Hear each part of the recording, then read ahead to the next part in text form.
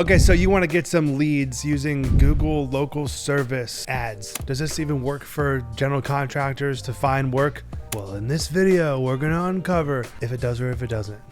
So keep watching. So what even is Google local service ads? You know those things at the top of Google that you see that pop up first and they're like, oh, this is like a verified like situation. Like this is a verified contractor, you know, like Google guaranteed. So it's like Google saying, yo, we've done a background check on this person. We've checked out their reviews from the past. We've done this, we've done that. I've been approved on that. And I tried it for a little while. So I have some experience working with Google local service ads. And when someone clicks onto this ad, they're gonna see, you know, your little Google listing. But the downfall of this is they're not able to click on your website. They're only able to call you. And it's funny that the way Google does it, you're actually like not even calling the exact phone number, like the real phone number. You're calling like a Google number that then connects it and then they record it. So they call a Google number. So they don't even call like your actual number. They record it for you in the Google local service portal and then they bill you. So you get charged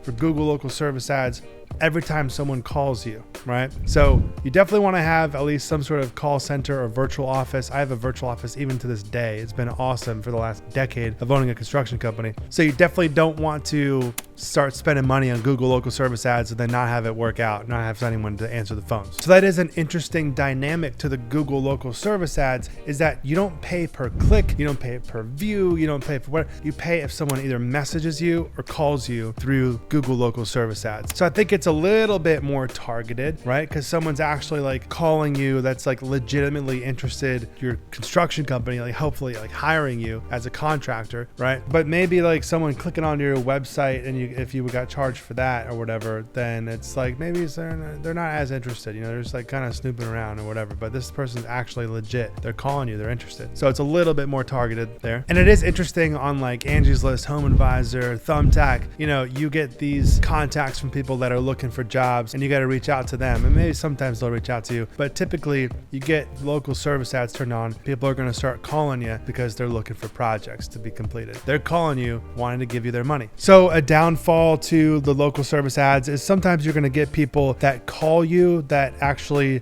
think you do something different than you do, right? And so how you avoid this, because you don't want to be wasting your time for people that think you do, you know, just drywall if you're a general contractor, or if you're an electrician, they don't want to call you for plumbing. So it's like you have to really make sure when you set up the Google local service ads to get what you do dialed in properly, so that when the ads are turned on, you don't get overwhelmed and charged for all these different leads that aren't even real leads because you don't even do that type of work. And here's a really good tip for you if you're new to Google local service ads and you do actually get some bad quality calls that really aren't like the real deal or exactly what you do. You can actually, once you adjust your settings and make sure that's right, you can dispute these calls to make sure that Google knows like, hey, this was not a legit call, and they'll actually give you your money back for that lead. They won't charge you for that lead. So that's just a really good tip, to dispute the leads, the people that call you that aren't really a good fit for you. So then you need to set your budget, and I would recommend setting it like in a good amount, like per month. You want to have, you know, a few grand in there or whatever. You're never really probably ever going to use that actual budget. They do charge per call and you can pause it anytime, but like set a higher budget so you can get a nice quality lead flow, and still Google won't actually use, typically most of the time, all of the actual budget that you put into the setting. So how can you actually crush it with Google local service ads? As a contractor, someone in the construction business, a big thing that future clients look at is what past clients have said. So I really value getting really great 5-star Google reviews.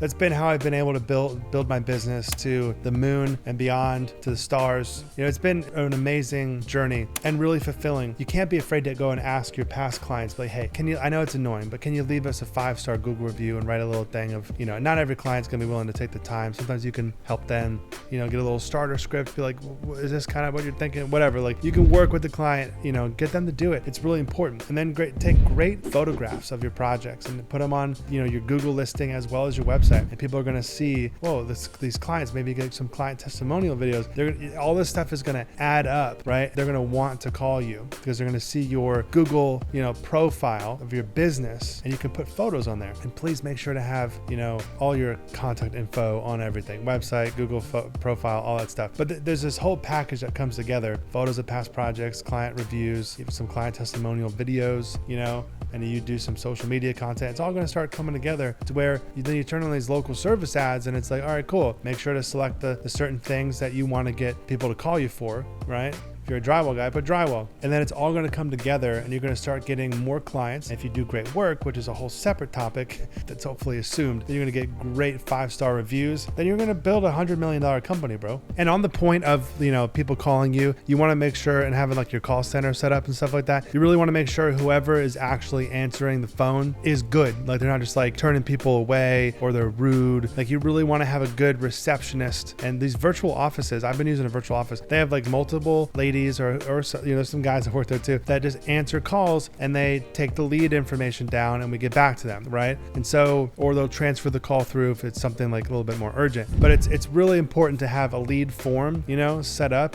You can use Structure, like my software, structure.com, if you want to check that out. You could build like a new client intake form, or you could just get the template in the template marketplace. You could get that on Structure. That's just one example of a little system that you can do within Structure to intake, you know, your new clients. And so it's, you know, eventually everything will have a whole system and a process and a form and a function, and exactly everything fits together. And that's how you build a well-oiled machine, you know. But anyway, this isn't what this video is about. But the point is, make sure whoever's answering the calls knows how to handle the people that call in with respect, and they actually pick up the phone and they know what they're even talking about, like what you actually do. Make sure they understand your business. Oh yeah, we do residential. Well, we only do commercial, or vice versa. But like, no, we don't do industrial, but you are like an industrial GC.